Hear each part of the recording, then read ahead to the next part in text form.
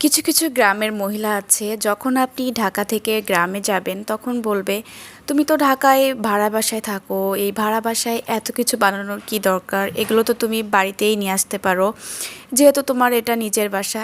এখন কথা হচ্ছে, যখন কেউ গ্রাম থেকে ঢাকায় আসে তখন আসলে সে বুঝতে পারে প্রত্যেকটা জিনিসের কতটুকু গুরুত্ব। যখন আপনার একটা জিনিস না থাকবে না, তখন আপনাকে কেউ কিন্তু এটা দিবে না। অথচ গ্রামের বাড়িতে একটা জিনিস না থাকলে অন্যের বাড়িতে যেয়ে বা আশেপাশে কারোর কাছে চাইলেই সহজেই কিন্তু সেই জিনিসটা পাওয়া যায়। কিন্তু ঢাকার শহরে প্রত্যেকটা জিনিসের কত যে গুরুত্ব, যে ঢাকায় আসবে গ্রাম থেকে সেই এই জিনিসটার বুঝতে পারে। আরেকটা কথা হচ্ছে, অনেকেই আছে যে গ্রামে দেখবেন যে জিনিসপত্র থাকলেও নিজেরা কোনো কিছু ভালো কিছু একদমই ব্যবহার করবে না। আর যখন কোনো মেহমান আসবে তখনও ব্যবহার করতে তাদের এত বেশি কষ্ট হয়।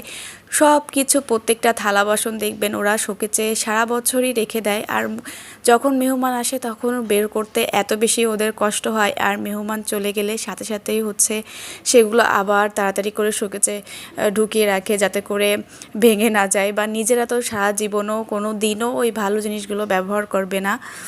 তো ওদের মেন্টালিটি আসলে ওরকমই থাকে, যার জন্য এইসব কথা বলে। আর আমার কাছে মনে হয়, আমি একটা জিনিস ভালো কিছু আমার বাসায় আছে, আমি নিজেকে প্রেজেন্টেশন করতে বেশি পছন্দ করি। কারণ মেহমান তো আসবেই, কারণ আমি কি সারা জীবন মেহমানের জন্য এগুলো কিনে রেখেছি নাকি? এগুলো তো আমার নিজেরা একটু সুন্দর সময় কাটানোর জন্য সুন্দর করে প্রেজেন্টেশন করে নিজেদেরও খাওয়া উচিত। তো গ্রামের কিছু কিছু মহিলা আসলে বুঝে না বুঝে অনেক কথাই বলে, তো এগুলো আসলে আমি শুনে এক কান দিয়ে ঢুকাই আর এক কান দিয়ে মনে হয় বের করে দিই। তো এই কথাগুলো কেন বলছি, এই তো আমি হচ্ছে আনিশার আপুর বাসায় এসেছি, আর ও মাত্রই গ্রাম থেকে ঢাকায় এসেছে।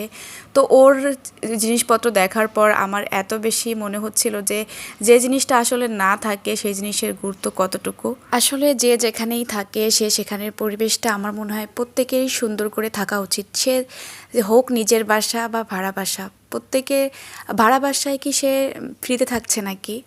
ভাড়া দিয়েই থাকছে। তো প্রত্যেকটা জিনিস হচ্ছে সুন্দর করে প্রেজেন্টেশন করেই থাকা উচিত, যেখানেই থাকুক না কেন।